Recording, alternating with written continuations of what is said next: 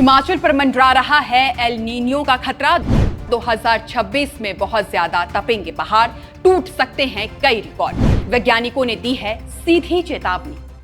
क्या आपने कभी सोचा था कि वो हिमाचल जिसे हम ठंडी हवा, बर्फ और राहत की पहचान मानते हैं, वही हिमाचल आने वाले समय में झुलस भी सकता है।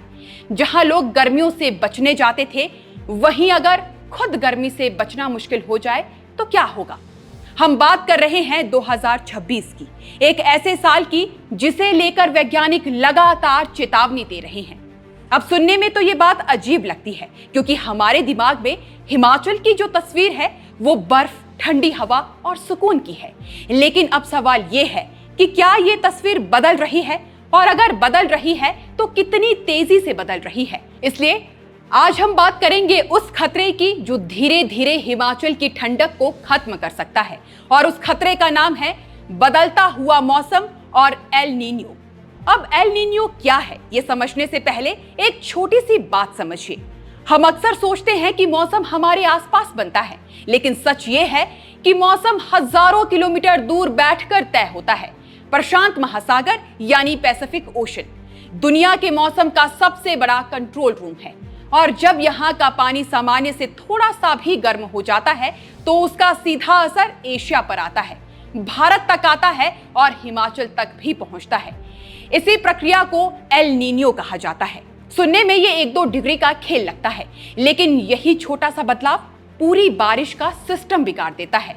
जब पैसिफिक गर्म होता है तो हवाएं कमजोर पड़ती है, और जो नमी भारत की तरफ आनी चाहिए वो रास्ते में ही खत्म हो जाती है। इसका सीधा असर मॉनसून पर पड़ता है। और अब आप खुद सोचिए, हिमाचल की खेती, हिमाचल का पानी और यहाँ की पूरी जिंदगी मॉनसून पर टिकी है। अगर मॉनसून कमजोर पड़ गया तो इसका मतलब सिर्फ कम बारिश नहीं है, बल्कि गलत समय पर बारिश, कहीं बहुत ज्यादा तो कहीं बिल्कुल भी बारिश नहीं।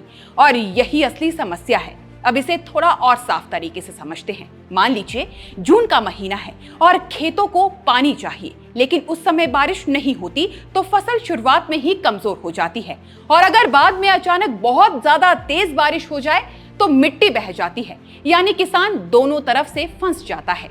अब दूसरी सबसे बड़ी बात है हिमालय की बर्फ। हम बर्फ को सिर्फ घूमने, देखने और खेलने की चीज समझते हैं, लेकिन असल में वही हिमाचल का पानी बैंक है। सर्दियों में जो बर्फ गिरती है वही गर्मियों में पिघलकर नदियों को जिंदा रखती है।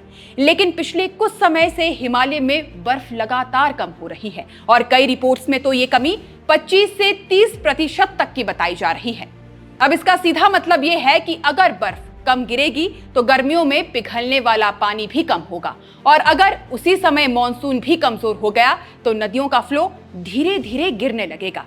ब्यास, सतलुज और रावी जैसी नदियां सिर्फ पानी की धारा नहीं है, बल्कि हिमाचल की लाइफलाइन है, और जब इसका पानी कम होता है तो इसका सीधा असर हर जगह दिखाई देता है। खड्डों में पानी कम हो जाता है, सप्लाई पर दबाव होता है, और कई इलाकों में पानी की किल्लत शुरू हो जाती है। अब तीसरी और सबसे खतरनाक चीज है गर्मी। आप सोच सकते हैं कि गर्मी तो हर जगह हो रही है, इसमें क्या नया है। लेकिन नया यह है कि हिमाचल में गर्मी बढ़ने का तरीका बदल रहा है। जब बारिश कम होती है तो आसमान साफ रहता है, जब बर्फ कम पड़ती है तो जमीन ज्यादा गर्म होती है, और जब मिट्टी सूखने लगती है तो वो और तेजी से गर्म होती है। ये तीनों चीजें मिलकर एक ऐसा चक्र बनाती है जिसमें हर दिन पिछले दिन से ज्यादा गर्मी महसूस होती है। इसलिए अब पहाड़ों में भी ऐसे दिन आ रहे हैं जब दोपहर में बाहर निकलना मुश्किल हो गया है, और अगर यही ट्रेंड 2026 में और तेज हुआ तो हिमाचल के कई हिस्सों में तापमान सामान्य से काफी ऊपर जा सकता है।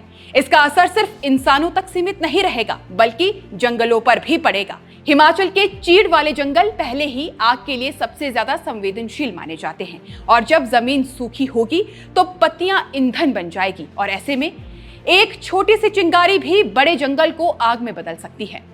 पिछले कुछ सालों में जंगलों में आग की घटनाएं बढ़ी हैं, और अगर गर्मी और बढ़ गई तो आग और खतरनाक हो सकती है।